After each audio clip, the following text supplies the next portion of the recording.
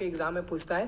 पहला नंबर आपका क्वेश्चन है दोस्तों कि 144 का अभाज्य गुणनखंड में 2 के घातांक आपको बताना है। आपको समझना है कि 144 का अभाज्य गुणनखंड में 2 के घातांक बताना है। तो सबसे पहले आपको पता है क्या करना है, सबसे पहले 144 का आपको गुणनखंड तोड़ लेना है। ऐसे आपको गुणनखंड तोड़ लेना है, 2 से तोड़िएगा तो आपका मिल जाएगा ये 7 और ये 2 मिल जाएगा, 72 मिल जाएगा। फिर 72 2 से टूट जाएगा तो 36 मिल जाएगा। फिर दोस्तों ये 36 आपका कितना बार में कट जाएगा, फिर 2 से कट जाएगा 18 मिल जाएगा। फिर ये दोस्तों 18 2 से कट जाएगा 9 बार में। अब दोस्तों ये 9 जो है ना वो 2 से नहीं कटेगा, 3 से कटेगा। तो 3 से कटाने से कोई फायदा नहीं है क्योंकि आपको 2 के घातांक बताना है। तो 2 का गो है दोस्तों, तो 2 आपका 4 गो है ना, तो 2 का पावर 4 होगा। तो आपका जो 4 घात है ना ऊपर में वही आपका आंसर होगा। तो सी नंबर में 4 दिया है ना, यही आपका आंसर हो जाएगा। अगर ऐसे क्वेश्चन पूछेगा आप लोग बता दोगे ना, उम्मीद करते हैं बहुत बढ़िया से आप लोग बता दोगे, ठीक है ना।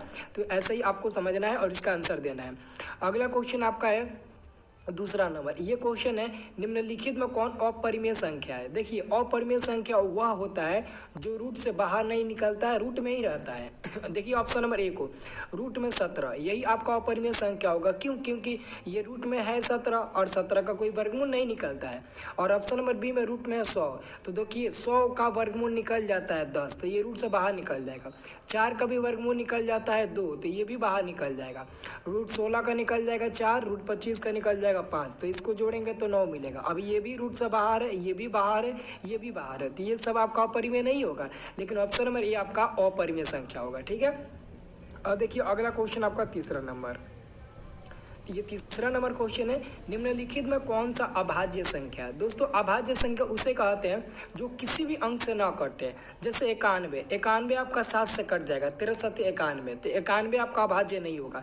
213, देखिए 213 3 से कट जाएगा, 7 से कट जाएगा, तो ये 3 से कटेगा, 7 से नहीं कटेगा, केवल 3 से, तो ये आपका नहीं होगा, ये आपका नहीं होगा। क्यों? क्योंकि ये 3 से कट जा रहा है। और 41 देखिए 41 किसी भी संख्या से नहीं कटेगा, नहीं 2 से, नहीं 3 से, नहीं 5 से, नहीं 7 से, नहीं 6 से, कुछ मतलब किसी भी अंक से नहीं कटेगा। तो जो किसी भी अंक से नहीं कटता है वही अभाज्य होता है। तो आपका आंसर सी नंबर मिल जाएगा। 4 नंबर क्वेश्चन है दो लगातार संख्याओं का मौसा। कोई भी 2 को लगातार संख्या लीजिए, चाहे आप 1 2 लीजिए या फिर 4 5 लीजिए, आपको लगातार लेना है। जैसे कि हमने 4 लिया तो लगातार 5 लिया। अगर आप 8 लेते हैं तो आप लगातार 9 लीजिए। मतलब कि आपको लगातार कोई भी 2 संख्या लेना है और उसका मौसा निकालना है। निकालिएगा ना तो 1 ही मिलेगा। क्या मिलेगा? 1 मिलेगा। तो ये डी नंबर वाला सही जवाब होगा, 1 उसका मौसा मिलता है। मौसा मतलब कि एचसीएफ होता है।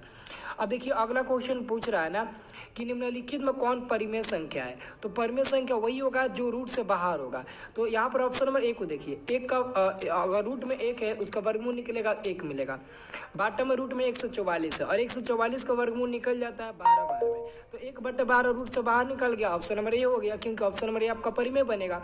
तो ऑप्शन नंबर ए आपका बिल्कुल सही जवाब होगा।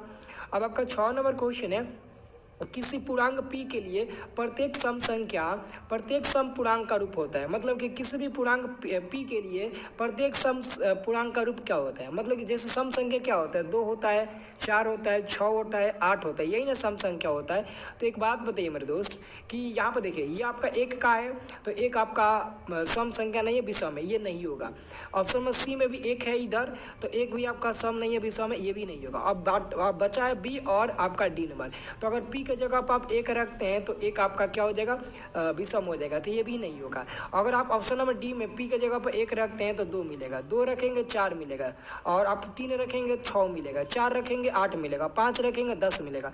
मतलब कि बार बार 2 4 6 8 10 12 14 16 18 20 22 24 26 28 ऐसे मिलता रहेगा। तो ये पूरा का पूरा आपका सम संख्या है। तो आपका आंसर क्या होगा, डी नंबर, क्योंकि डी नंबर में पी का मान कुछ भी रखने पर ना सम संख्या मिल रहा है, इसलिए हमारा आंसर हो जाएगा ऑप्शन नंबर डी सही उत्तर। अब देखिए अगला क्वेश्चन आपका है 7 नंबर। 7 नंबर क्वेश्चन है निम्नलिखित में किसका दशमलव प्रसार अशांत है। आपको बताना है किसका दशमलव प्रसार अशांत है। देखिए दशमलव प्रसार अशांत वही होता है जो p बटे 2 के पावर m इंटू 5 के पावर n के रूप में नहीं होता है। अगर इस नीचे वाला का फैक्टर तोड़ने पर 2 और 5 के फैक्टर के रूप में मिल जाता है तो शांत है, अगर नहीं मिलता है तो अशांत है। तो 243 देखिए 243 3 से कट जाएगा और नीचे 3 आ जाएगा। तो अगर नीचे 3 आ जाएगा ना तो अशांत हो जाएगा, क्योंकि नीचे 3 आना नहीं चाहिए, केवल 2 और 5 ही आना चाहिए। अगर 2 और 5 आता है तभी वो शांत होगा, और 2 और 5 के अलावा कोई भी अंक आएगा तो वो अशांत हो जाएगा। तो 200 आपका 43 3 से कट जाएगा, 3 8 24, 3 कम 3, 81 बार में 3 से कट जाएगा, तो नीचे आपका 3 बच जाएगा,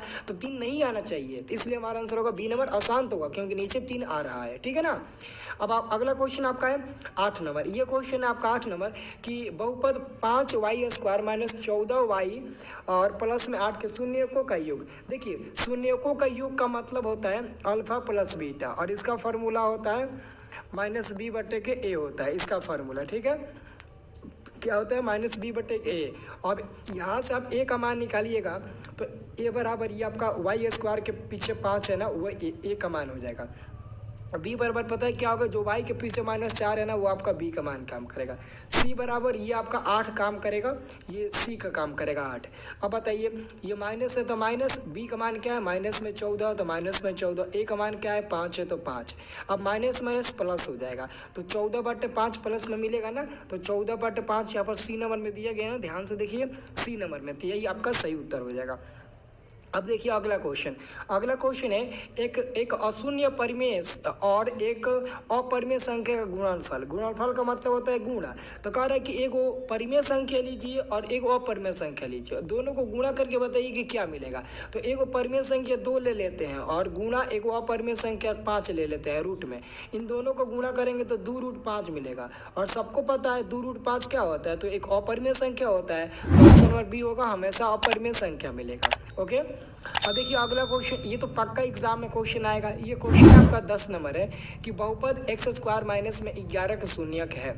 तो आपको सबसे पहले देखो क्या करना है, सबसे पहले आपको x² माइनस में 11 और बराबर में आपको 0 मान लेना है। अब आप क्या करिएगा, x², अब आपको पता है क्या करना है, यहाँ पर लिखिएगा x² और -11 को बराबर को उधर भेजिएगा ना, तो आपका ये 11 मिल जाएगा। और जब आप x प्लस स्क्वायर हटाइएगा ना, तो x बराबर ये प्लस माइनस होगा, वो भी रूट में 11 प्लस माइनस का साथ। तो x का मान आपका मिलेगा, पहले प्लस में √11 मिलेगा, फिर कमा माइनस में √11 मिलेगा। तो इसके हिसाब से हमारा आंसर क्या होगा दोस्तों, इसके हिसाब से हमारा आंसर मिलेगा ऑप्शन नंबर डी वाला। ध्यान से देखिए, प्लस में √11 है और कमा माइनस में √11 है, तो डी नंबर वाला आपका सही जवाब हो जाएगा। अब देखिए अगला क्वेश्चन आपका, अब दोस्तों अगला क्वेश्चन आपका 11 नंबर है, निम्नलिखित में से किस द्विघात बहुपद के शून्यकों का योग -4 तथा गुणनफल -5 है। तो देखिए ये आपका शून्यकों का योग मतलब कि देखो क्या क्या दिया है, शून्यकों का योग मतलब कि अल्फा प्लस बीटा बराबर आपका दिया है -4, कमा अल्फा इंटू बीटा गुणनफल होता है, इसका मान दिया है माइनस में आपका 5। और बहुपद का सूत्र होता है दोस्तों, बहुपद का सूत्र होता है आपका, सूत्र होता है x² माइनस में ब्रैकेट में होता है अल्फा प्लस बीटा और ब्रैकेट बॉन्ड इंटू में x और प्लस में होता है अल्फा इंटू बीटा। तो आप ही बताइए, ये हमारा क्या है x² है और माइनस अल्फा प्लस बीटा का मान -4 है, तो माइनस माइनस प्लस 4x हो जाएगा, क्योंकि x गुणा हो जाएगा। और यहाँ पर प्लस है ना, लेकिन अल्फा इंटू बीटा का मान माइनस में 5 है, तो यहाँ पर माइनस में 5 हो जाएगा। तो देखिए कहाँ पर दिया, ऑप्शन नंबर आप ए नंबर में नहीं, ऑप्शन नंबर डी को देखिए, x² प्लस में आपका 4x और माइनस में 5, यही दिया है ना, आप ध्यान से देखिए, तो वही आपका आंसर हो जाएगा डी नंबर वाला आपका बिल्कुल सही जवाब हो जाएगा, ध्यान से देख लीजिए। अब देखिए अगला क्वेश्चन आपका 12 नंबर, ये क्वेश्चन है, यदि बहुपद x² माइनस में के x प्लस में 8 के शून्यकों का योग 6 है, तो के का मान ज्ञात करें। शून्यकों का योग का मतलब देखिए क्या होता है, योग का मतलब होता है अल्फा प्लस बीटा बराबर आपका दिया है, अल्फा प्लस बीटा बराबर -b/a होता है, लेकिन अल्फा प्लस बीटा का मान 6 दिया है बराबर में, माइनस है तो माइनस, बी का मान इधर से निकालिएगा तो -k मिल जाएगा, तो ब्रैकेट में -k और बाटा में a का मान 1 मिलेगा, ठीक है ना। तो माइनस माइनस प्लस हो जाएगा k, तो 6 बराबर प्लस k हो जाएगा, तो k का मान आपका 6 मिल जाएगा, यानी कि 6 दिया है और k का मान 6 मिल जाएगा, डी नंबर वाला सही उत्तर मिल जाएगा आपका। अब देखिए अगला क्वेश्चन आपका 13 नंबर है, के किस मान के लिए समीकरण 3x - y बराबर -8 तथा 6x - ky बराबर -16 समपाती है। देखिए समपाती के लिए पता है क्या होता है, a1/a2 बराबर में हो जाता है b1/b2, ये हमारा समपाती के लिए होता है। तो a1 का मान यहाँ से 3 मिल जाएगा आपका, यहाँ से 3 मिल जाएगा, और a2 का मान यहाँ से आपका 6 मिल जाएगा, बराबर में b1 का मान -1 मिल जाएगा और b2 का मान -k मिल जाएगा। तो माइनस माइनस कैंसिल, 3 दूने के 6, तिरछा तिरछी गुणा करिएगा तो के बराबर आपका 2 मिल जाएगा। तो के का मान यहाँ पर आपका 2 हो जाएगा, ए नंबर वाला के का मान 2 हो जाएगा। फॉर्मूला होता है दोस्तों समपाती के लिए a1/a2 बराबर में b1/b2। अब अगला देखिए, अगला आपका क्वेश्चन है कि आपका 14 नंबर कि शून्यक 4,7 वाले द्विघात बहुपदों की संख्या होगी। देखिए द्विघात बहुपदों की संख्या हजारों लोग आपको बताएंगे 2 होता है, लेकिन आप लोग 2 काट देना, 2 नहीं होता है, अनगिनत होता है, अनंत होता है। देखिए यहाँ पर शून्यकों की संख्या नहीं पूछा गया, बहुपदों की संख्या पूछा गया है। अगर शून्यकों की संख्या पूछता तो 2 होता, लेकिन बहुपदों की संख्या पूछा गया तो अनंत होगा मेरे दोस्त। आंसर होगा आपका डी नंबर वाला। क्या होगा आप लोगों का 14 नंबर क्वेश्चन का सही जवाब क्या होगा? तो 14 नंबर क्वेश्चन का आप लोग याद रखिएगा, सही जवाब आपको मिल जाएगा डी नंबर। ओके, अब चलिए अगला क्वेश्चन हम लोग देखते हैं। बहुत लोग इसका आंसर बताते हैं ये होगा वो होगा, लेकिन नहीं होगा, ठीक है ना। अब देखिए अगला क्वेश्चन आपका है 15 नंबर, निम्नलिखित में से किस समीकरण का एक मूल 2 है? देखिए अगर आपको इस क्वेश्चन का आंसर नहीं पता है 15 नंबर का, तो एक काम करिए, आप x के जगह पर 2 रखिए, आप इसमें x के जगह पर 2 रखिए, इसमें 2 रखिए x के जगह पर। अगर इन सबको हल करने में 0 मिल जाएगा तो यही होगा। तो रख कर देखिए ये नहीं मिलेगा, इसमें भी रख कर रखिए नहीं मिलेगा, सी नंबर में भी रखिएगा नहीं मिलेगा, लेकिन अगर आप इसमें रखते हैं ना तो 0 मिल जाएगा। देखिए यहाँ पर रखिए 2 गुणे 2 का पावर 2 रखिए, माइनस में 7 गुणे x के जगह पर 2 और प्लस में 6। देखिए इसको हल करिए 0 मिल जाएगा। 2 दूने 4, 4 दूने के 8, 8 6 14 और 7 दूने के 14, माइनस 14 प्लस 14 यानी कि 0 मिल जाएगा। तो यानी कि ये डी नंबर वाला हमारा 0 मिल जा रहा है, तो मतलब कि डी नंबर वाला हमारा बिल्कुल सही उत्तर होगा, यही हमारा उत्तर होगा। आप बनाकर देख लो, नहीं आएगा मेरा नाम बदल देना। अगला क्वेश्चन आपका 16 नंबर, यदि 2 चर में 2 रैखिक समीकरणों के आलेख प्रतिच्छेदी रेखाएं हो तो देखिए प्रतिच्छेदी रेखा के लिए सिर्फ एक हल होता है, तो ये आंसर होगा ऑप्शन नंबर ए, सिर्फ एक हल होगा। प्रतिच्छेदी के लिए सिर्फ और सिर्फ एक हल होता है।